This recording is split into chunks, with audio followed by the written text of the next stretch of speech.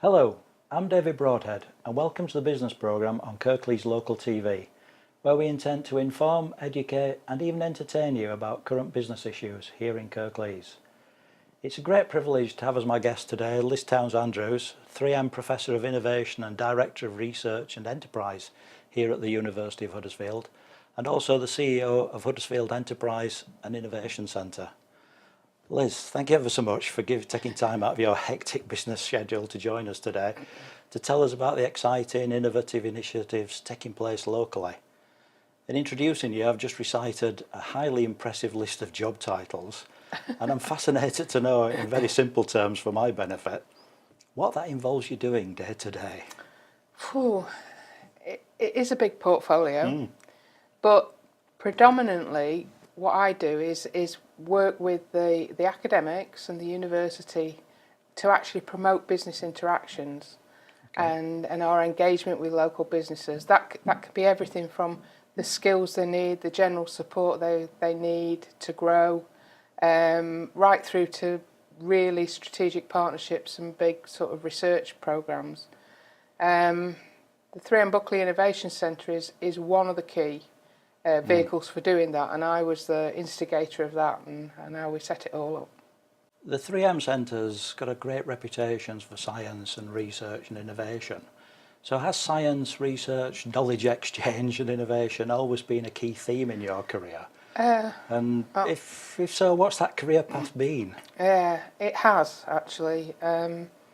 So originally, when I was a whippersnapper and in university and had jet black hair. Yeah. At least he had some. Yeah. I was a chemist, so I did chemistry, and then I've never really had a career path, to be honest. I've been took the opportunities as they've arisen, but then I did a PhD, and then I moved into what was the Science and Technology Facilities Council, which is one of the UK's big research entities, and actually it's responsible for really blue sky research like particle physics at CERN and astronomy, and I worked on one of those big facilities for many years, and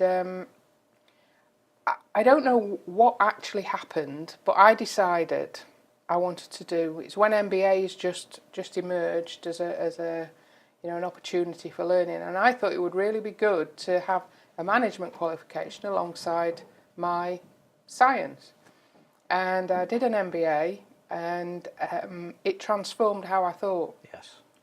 And the Research Council, which, as you can imagine, particle physicists and astronomers, business and engagement with business was way off their radar, really, and there was a big change in how the government funded things, and of course it's the public purse that was going into all this, and they wanted to see how investment in blue skies research was actually giving a return back to the taxpayer.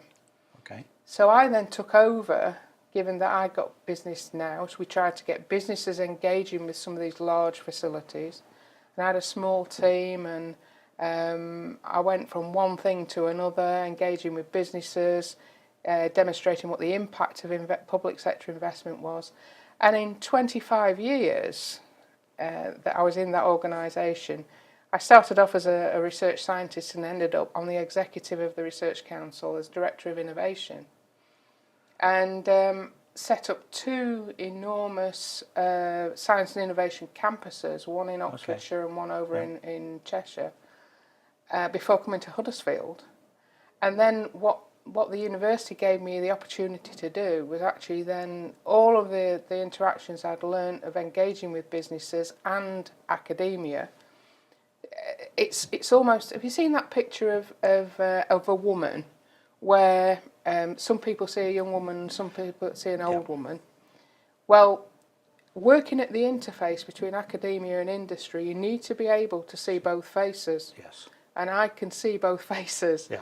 And I can have a conversation on the one hand with an academic and be a pseudo-academic. At the same time, I could turn around and have a conversation with business.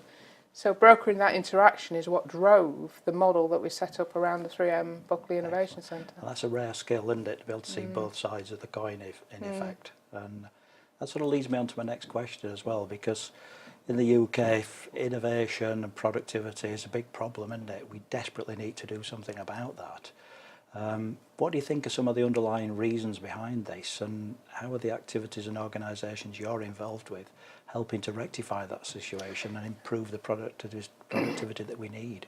I mean, you're absolutely right. We do need to improve productivity, and that came out of the publication of the industrial strategy last November, where you know we are behind other countries in terms of the productivity basis, but there are key facets to productivity. So it's not just about doing things faster and cheaper.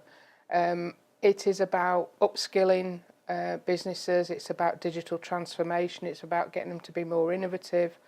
And the things that we're doing in Huddersfield, we're doing a lot of things in partnership with others as well as the university in order to address multiple aspects of that. A good example of that is the equipment that we have in the Innovation Centre, which enables businesses to try out in a de-risked way very expensive equipment that they would never buy normally or couldn't afford, but to try them out to see what the benefits of those would be to the business. Training programs to help them with adoption of those new technologies, and then at a much more basic level, we've got regional funding to support supply chain programs and small grants available for businesses. So it's everything that a business would need to grow in one place, basically. But crucially, it's in partnership with other people, like the council, like professional providers and private sector companies. And the university has, offers parts of that equation, but knowing what businesses need to grow is at the heart of it all, really. And I suppose as well that's thinking about local businesses, which sort of leads me on to my final question really, in terms of what do you see as the future prospects for Kirklees, particularly in a post-Brexit globalised world? Where do you see the niche growth opportunities, and what do local businesses need to focus on, do you think, to survive and prosper? Well, it's a really interesting question actually, because I don't know whether you're aware of the data, but I only recently became aware of the statistics associated with Kirklees, and typically South Kirklees, which includes Huddersfield, 84% of the businesses in South Kirklees are micro businesses. Yes. So that means they have either 0 to 9 employees. Yes. And in order for growth and accessing new markets, which we're going to have to do post-Brexit, we need to be able to help those businesses grow and scale up and be more productive, because we need to be getting our businesses into new markets, into new supply chains, looking at opportunities overseas where we don't currently work. A lot of that will then kick back into what we were talking about earlier in terms of productivity.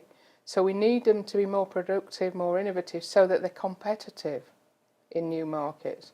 But the micro businesses and the scale up of those businesses is going to be critical. A large proportion of the businesses in Kirklees as well are still manufacturing, textile, professional services.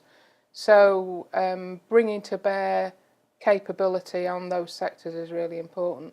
But digital transformation is going to be massive. So bringing together creative businesses alongside, the traditional manufacturing businesses, I think is a massive opportunity for us really in Kirklees. Well, sadly, that's all there is for this week. I'd like to thank you, Liz, for joining us today and sharing your thoughts and experience and even crystal ball with us. And I look forward to seeing you next time here on the business programme on Kirklees Local TV. Goodbye.